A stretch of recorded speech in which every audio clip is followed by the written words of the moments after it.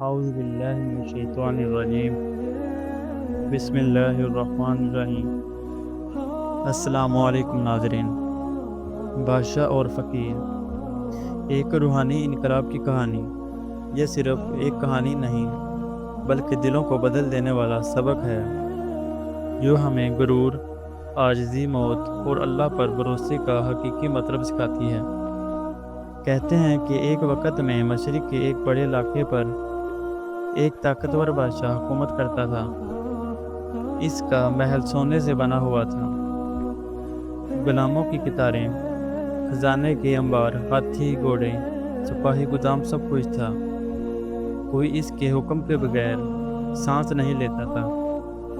لیکن اس بادشاہ میں تکبر اور خود پسندی بہت زیادہ تھی۔ وہ سمجھتا تھا کہ وہی سب کچھ ہے، اس سے اوپر کوئی نہیں۔ دین سے دوری اور دنیا کی محبت، اسے اللہ کی یاد نہ تھی۔ وہ مسجد نہیں جاتا، نہ قرآن سنتا، اسے یہ سب غریبوں کا کام لگتا تھا۔ وہ کہتا، اگر کوئی طاقت ہے تو وہ میری تلوار ہے، اگر کوئی رزق دیتا ہے تو وہ میرا خزانہ ہے۔ فقیر کی انوکھی نصیحت۔ ایک دن ایک بوڑھا فقیر بادشاہ کے دربار میں آیا۔ اس نے کہا، اے بادشاہ، میں تمہیں ایک رات بتانے آیا ہوں۔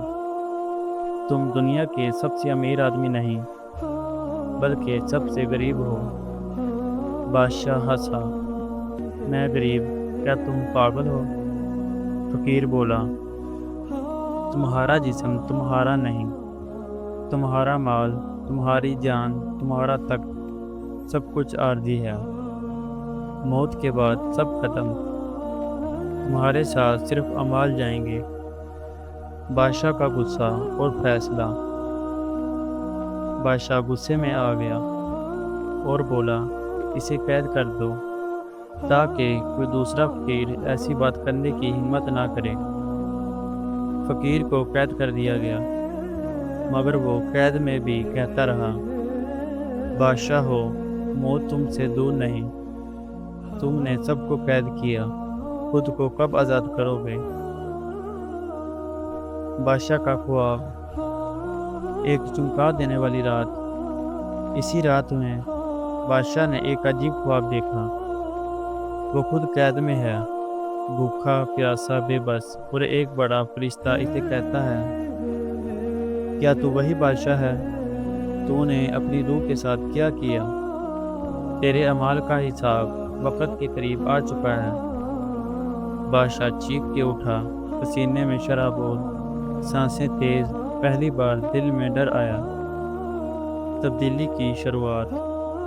اگلی صبح بادشاہ خود قید خانے گیا، فقیر کے قدموں میں گر پڑا اور کہا، مجھے معاف کر دو، مجھے حق کا راستہ دکھاؤ۔ فقیر مسکرایا اور کہا، تو جیت گیا۔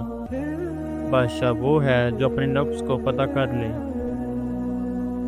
اس دن کے بعد بادشاہ نے سادگی اپنا لی، ظلم چھوڑ کر دربار میں قرآن کی تلاوت شروع کر دی،